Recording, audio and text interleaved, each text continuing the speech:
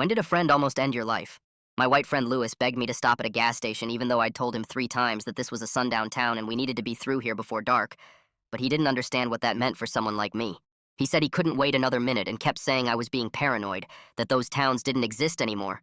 But my black grandfather had warned me about this exact place, and my hands were already sweating on the steering wheel as I pulled in. The moment we parked, I noticed how every white person at the pumps turned to stare at my car, at me specifically, and all conversations stopped completely.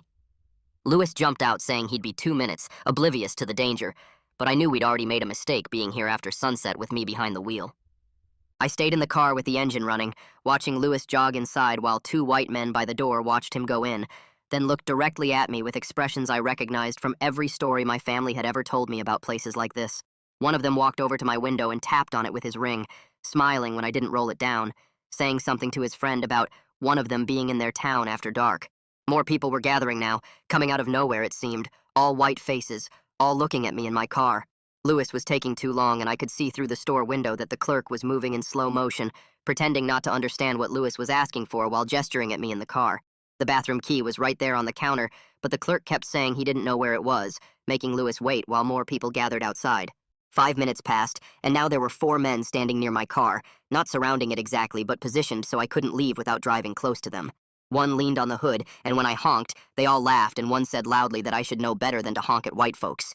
Lewis finally came out, but the men stepped in front of him, asking where he was from, where he was going, why he was traveling with that one after dark in their town. Lewis tried to walk around them, but they moved with him. I opened my door to get out and help, but one of the men said, "Stay in the car, boy." And my blood went cold at that word, the way he said it. Lewis was backing toward the car now, and the men were following, getting closer, and one said something about how his kind shouldn't be here at night. Lewis reached the passenger door, but it was locked, and his hands were shaking as he pulled the handle. I hit the unlock button, but it didn't work the first time, and one of the men grabbed Lewis's shoulder, spinning him around, asking why he was helping me. Didn't he know better? More people had come out of the station and nearby houses, maybe 15 now, forming a loose circle around my car. The one holding Lewis said they had rules in this town since before the Civil Rights Act, rules that still mattered, and I needed to learn them. I got out even though my legs were shaking and said we were just leaving, but another man stepped between me and Lewis, saying the sun had set, and that meant something here. Lewis tried to pull away, but the man holding him shoved him against my car hard enough to dent it, asking if he was a lover of my kind. Someone else said I needed to be taught about respect and tradition and knowing my place, words I'd heard in every warning my family had given me. I reached for my phone, but a hand knocked it away and it shattered on the concrete. They were pressed in close now, and I could smell beer and cigarettes and something else, like kerosene, and my mind went to every lynching story I'd ever heard.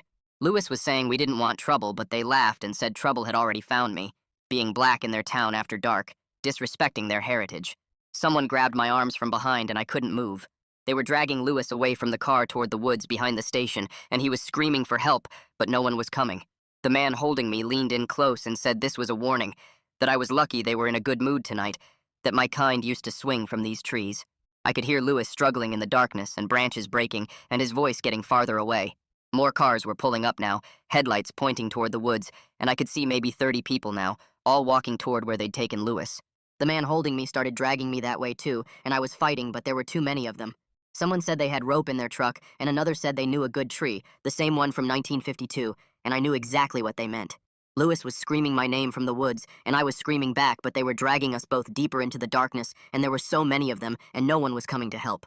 My feet kept dragging through dirt and leaves as the man pulled me deeper into the trees. Everything went fuzzy around the edges of my sight, but I knew I had to do something right now or we'd both die here. I pulled my left leg up hard and kicked backward into the knee of the guy holding my left arm. He made a sound like air leaving a tire, and his grip got loose for just a second. I yanked my arm free, and that rush of fear turned into something else, something that made my whole body move without thinking.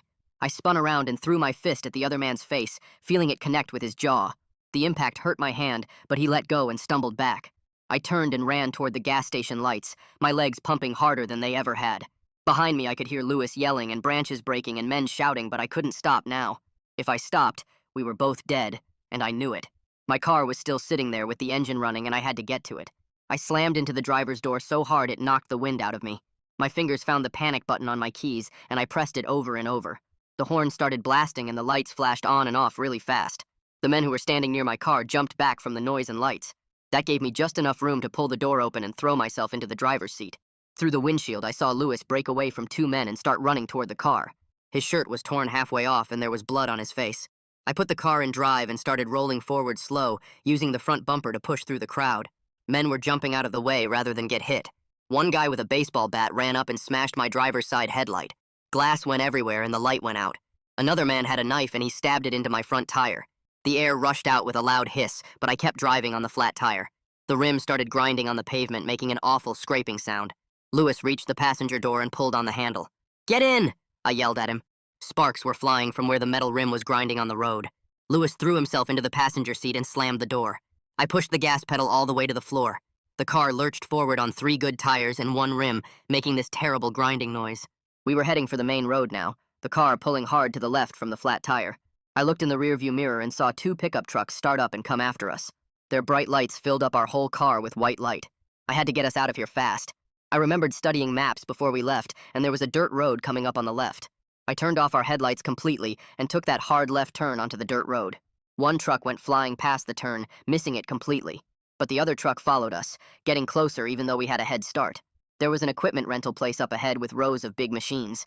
I cut through their lot, weaving between bulldozers and backhoes. The truck behind us had to slow down to navigate through the maze of equipment. We came out the other side and I saw a storage building with a dark area behind it. I pulled around back and stopped, both of us breathing so hard we couldn't talk. We were just outside the county line now. Lewis's hands were shaking bad as he pulled out his phone. He dialed 911 and when they answered, he could barely get the words out. I looked at my car while he talked. The front tire was completely shredded. The headlight was smashed.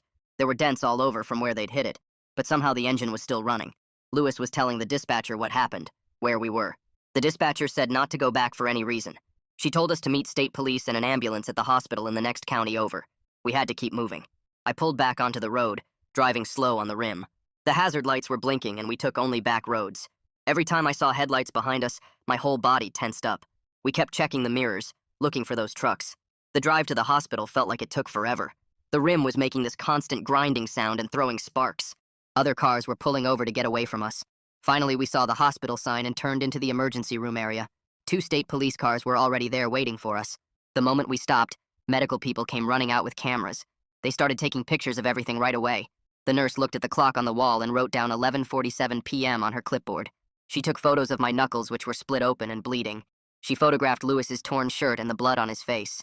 They brought us inside and the nurse started cleaning my hands. She looked up at me while wiping blood off my knuckles and asked real quiet if this was about race. I nodded and Lewis nodded too, and something changed in her face right away. She pulled out her phone and started taking pictures of my hands from every angle, then moved to Lewis's torn shirt and the bruises on his face. She put his shirt in a plastic bag and wrote something on it with a marker, then made copies of all the forms she'd filled out. Her name tag said Elsie Barlow, and she kept checking the hallway while she worked, like she was watching for someone.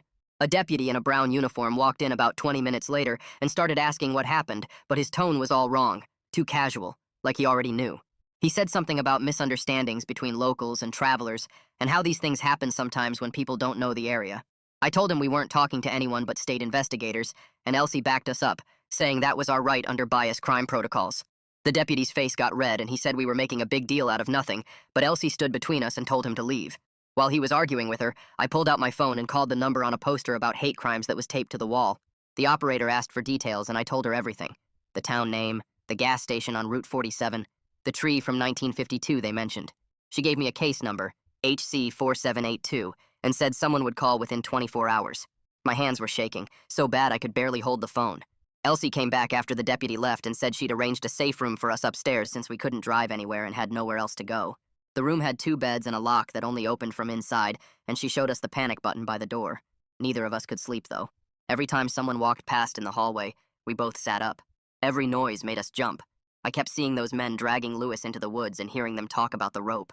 Lewis kept rubbing his wrists where they'd grabbed him. We maybe got 10 minutes of sleep at a time before jerking awake again. The next morning, Elsie came back with a business card for someone named Carl Steele, who she said was a civil rights lawyer who wouldn't charge us anything. She also brought clothes from some emergency supply the hospital kept, just basic sweatshirts and pants. But our clothes were evidence now. She made us eat some sandwiches even though neither of us was hungry. Around noon, we had to go get my car from the tow yard where the cops had taken it. The front tire was completely gone, and the rim was all scraped up. There were dents everywhere, and the headlight was smashed. My hands were shaking when I opened the glove box and found my dash cam. I pulled out the little SD card and held it tight in my fist. The footage was dark, but you could see faces when they got close to the headlights. You could hear them saying the things about the tree and calling me boy and all the other stuff. You could see the knife and the bat. Some license plates were visible too. We drove Lewis's rental car to the state investigator's office in the next county over. The building was all concrete and glass with metal detectors at the door. Jerome Fulton met us in a conference room on the 3rd floor. He was a tall black man in a gray suit who listened to our whole story without interrupting once. He didn't try to explain it away or make it sound less bad than it was. He took the SD card and made 3 copies right there in front of us, then put the original in an evidence bag. He said this would be investigated as attempted lynching, those exact words. He said they took this seriously and would follow every lead. In the parking lot after, Lewis just broke down crying. He kept saying he should have listened to me, that his white privilege made him think I was being paranoid. I lost it and yelled at him that his guilt didn't help me now, that I'd told him 3 times not to stop there. We were both yelling about trust and who was responsible and what he should have known. Other people in the parking lot were staring at us, but we couldn't stop. We sat in the car for an hour not talking after that. That afternoon, while we were still sitting in that parking lot, Jerome's phone rang. Someone named Aisha Berry, who worked at the gas station, had called the tip line. She'd been wrestling with her conscience all night and couldn't live with what she saw. But when they asked her to make an official statement, she hung up. Jerome called her back right away. I could hear him through the phone explaining witness protection and how important her testimony would be. She kept asking about real protection from her neighbors, what would happen to her if she talked. She said she needed time to think, and hung up again. Jerome wrote down her number and said he'd keep trying, that sometimes witnesses need time to get brave. That night, while Lewis was in the shower, I checked my phone and saw dozens of notifications from Facebook. Someone had posted our names and photos in a group called Defending Our Heritage with over 3,000 members. The post had our full names, the town we were from, and said we were trying to destroy their community with lies. Comments underneath showed photos of nooses, old lynching postcards, and jokes about finishing what they started. One person posted my work address, and another posted Lewis's rental car license plate. My hands shook as I took screenshots of everything, then locked down both our profiles to private. I forwarded all the screenshots to Jerome's email and called Carl's emergency number to leave a voicemail about the threats. Lewis came out of the bathroom and I showed him the posts, watching his face go pale as he scrolled through hundreds of comments. We spent the next hour changing all our passwords and removing any personal information we could find online. My phone buzzed with a text from my boss asking why I'd missed 2 shifts without calling in. I'd completely forgotten about work while dealing with police and lawyers and threats. I called the HR department even though it was late and got the overnight answering service. The woman took down the basics and said someone would call me in the morning about emergency leave paperwork. She needed documentation from the hospital and police reports and a letter from our lawyer explaining the situation. I spent another hour filling out forms on my phone, typing out the same story again and again for different departments. The next morning, Carl called us to his office to file the federal civil rights complaint. The building was old brick with narrow hallways, and his office was packed with file boxes and law books. He spread out pages of legal documents across his desk and walked us through each section. The complaint named the gas station, the town, and the specific attackers we could identify from the dashcam footage. Carl explained our rights under federal hate crime statutes and how the protective order process worked. He made copies of everything and had us sign in dozens of places while explaining what each signature meant. While we were signing, Carl's phone rang, and he looked at the caller ID before putting it on speaker. County Sheriff Bertram Odom's voice filled the small office, saying he'd heard about our complaint and thought we should handle this locally. He called it a misunderstanding between travelers and locals, said his boys sometimes got rowdy but didn't mean real harm. He suggested we drop the federal complaint and let him sort it out with some community service for the men involved. Carl told him this was attempted lynching, not a bar fight, and we'd be pursuing every legal avenue available. The sheriff's voice got harder, saying outsiders didn't understand their traditions and we were making a mountain out of nothing. Carl hung up on him and immediately documented the call in his notes. An hour later, a reporter named Rhea Woodward called Carl's office about our case after seeing the civil rights filing. She worked for the biggest newspaper in the state and wanted to do a story about the attack. Carl put her on speaker and she promised to handle it sensitively, said she'd been covering hate crimes for years. We agreed to give her copies of the dashcam footage and police reports, but wouldn't do interviews yet. She said she understood and would work with what we could provide for now. That afternoon, Lewis made the mistake of posting on his personal Facebook about the attack. He wrote about being sorry for not listening to black voices about racism still existing. Within minutes, trolls from the Defending Our Heritage group flooded his comments with threats and slurs. They posted his parents' address and his sister's workplace and said they knew where to find him. I grabbed his phone and deleted the post, but screenshots were already spreading through the hate group. We agreed to stay completely off social media until everything was over. No posts or comments or even likes.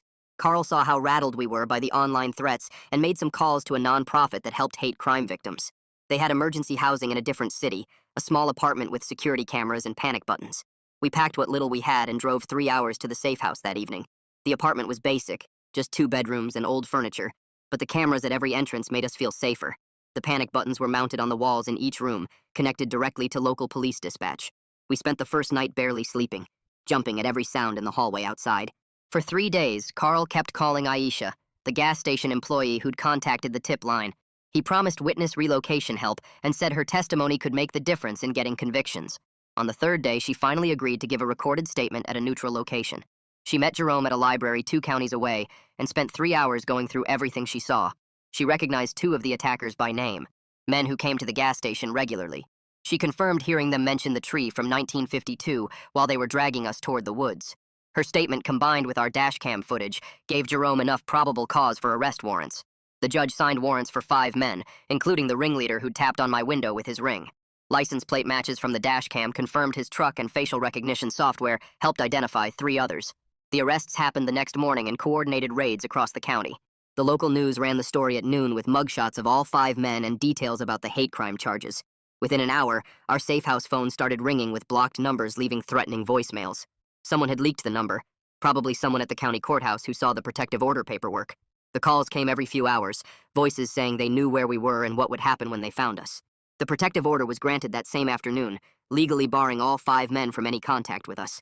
But a piece of paper didn't stop the phone from ringing at 3 in the morning with breathing and whispered threats. Carl called the next morning and said we needed to start preparing for the grand jury, which meant practicing our testimony until we could say the worst parts without falling apart. He had us come to his office every day for a week, sitting in hard plastic chairs while he made us repeat the story over and over. The first time I tried to say the word lynching out loud, my throat closed up completely, and I had to run to the bathroom to throw up. Carl waited patiently, and we tried again. But when I got to the part about them mentioning the rope in the truck, my voice cracked and I couldn't continue. It took dozens of attempts over 3 days before I could describe that moment without my hands shaking. So bad I had to sit on them. Lewis wasn't doing much better, breaking down every time he had to describe being dragged into the woods. Carl explained the grand jury would need to hear these exact words from us, not sanitized versions, and the defense would try to make us too emotional to testify clearly if this went to trial. Meanwhile, I had to deal with work because bills don't stop for trauma. I met with the HR director who looked at Carl's documentation and approved 2 weeks of paid emergency leave, but after that I'd have to use unpaid FMLA if I needed more time. My savings account had maybe $800 and rent was due in 2 weeks. The HR director suggested I could apply for a personal loan through the company credit union, which felt humiliating, but I filled out the paperwork anyway because the alternative was getting evicted. Lewis started seeing a therapist through victim services and texted me asking if I wanted to join him for a session to process what happened together. I stared at that text for 20 minutes before typing back that I needed my own space right now. The truth was, I couldn't sit in a room and listen to him work through his guilt about not listening to my warnings while I was still having nightmares about that tree. I needed to be angry without having to manage his feelings or reassure him that it wasn't his fault when part of me still blamed him for stopping at that gas station. Jerome called with news that made my stomach drop. He'd been digging through courthouse records and found something from 1952. A death certificate for a black man named Samuel Hayes, listed as unknown persons as the cause. The location matched exactly where they were dragging us, that same grove of trees behind the gas station. Samuel's family was told he disappeared until his body was found hanging 3 days later, but no investigation was ever opened. Jerome had copies of the original documents showing the sheriff at the time closed the case immediately, ruling it a suicide despite Samuel's hands being tied behind his back.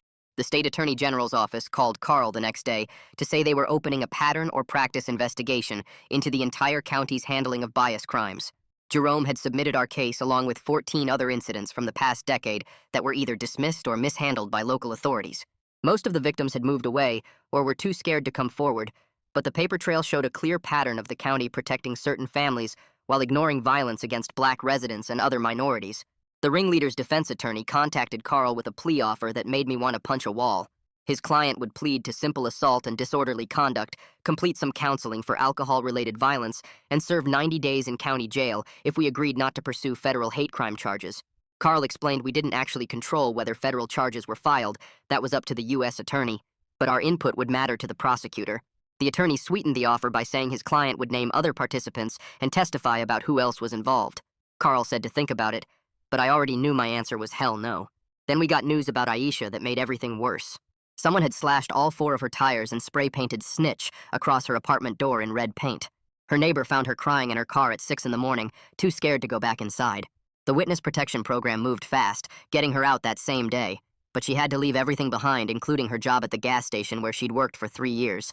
They relocated her 2 states away with a new apartment and 3 months of living expenses, but her whole life in that town was gone because she did the right thing. 3 weeks after the attack, Lewis and I finally had the conversation we'd been avoiding. I told him straight up that I couldn't forgive him yet for dismissing my warnings about that town, but I needed him to stay close through all the legal stuff.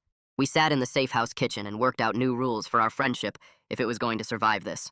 From now on, if I said something was dangerous, he would listen immediately with no questions or debates. If I said we needed to leave somewhere, we left. No more assuming I was overreacting or being paranoid about race stuff. He agreed to everything, and I could see he meant it, but trust is harder to rebuild than rules. The preliminary hearing finally came 5 weeks after the attack. We sat in the courtroom while the prosecutor laid out the evidence, playing portions of the dashcam footage that made several people in the gallery gasp. The judge reviewed the witness statements, the medical records, the historical pattern evidence, and found sufficient probable cause to bind the case over for trial on charges of attempted kidnapping and federal hate crime charges. Bail was set at $200,000 each, with conditions including GPS monitoring and no contact with us or any witnesses. It felt like the first real victory in this nightmare. That same week, the town held an emergency meeting that Ria secretly recorded from the back row. The mayor and city council spent 2 hours talking about outside agitators and the need to defend their heritage without ever actually saying the word race. They used every coded phrase in the book about traditional values and protecting their way of life and maintaining the character of their community while discussing ways to resist the federal investigation. Next week, Carl called with news that Aisha had packed everything she could fit in her car, and the victim assistance program moved her to a whole different state where nobody knew her name or what she'd done. The program covered her security deposit and 3 months of rent at a small apartment complex near a college town. Plus, they helped her find a job at a different gas station where she could start fresh without looking over her shoulder every time the door opened. She only stayed in contact through Carl's office now, using a new phone number and email that couldn't be traced back to her old life. I went back to work after 3 weeks, but everything was different. HR had arranged it so I only worked day shifts and could leave immediately if I felt unsafe without needing to explain to my manager. They created this whole new safety protocol for employees dealing with trauma, printed it up in a binder with my case as the example, though they changed the names. And I hated being the test case, but at least other people might benefit from what happened to us. The insurance company for the gas station dragged their feet for months, but Carl kept pushing. And 4 months after the attack, we sat in a conference room while their lawyers agreed to cover my car replacement, all my therapy costs, and 6 months of lost wages. The station owner also signed papers saying he'd install security cameras at every pump.